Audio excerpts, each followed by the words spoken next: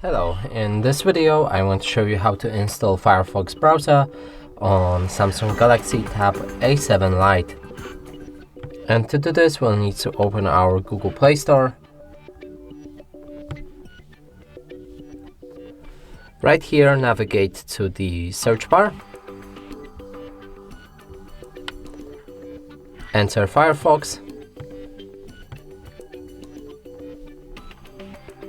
Click on it and download it.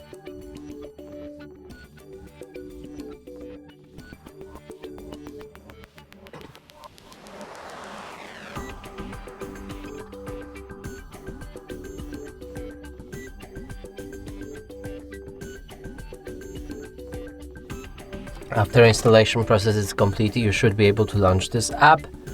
Here you can customize it, so pick a different theme.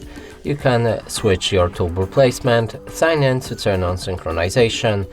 You can also pick different privacy settings, read through privacy notice, and finally click on Start Browsing. Open any website, and as you can see, the browser works fine. And that's it for this video. Hope you like it. Please consider subscribing to our channel, leave a like and a comment below.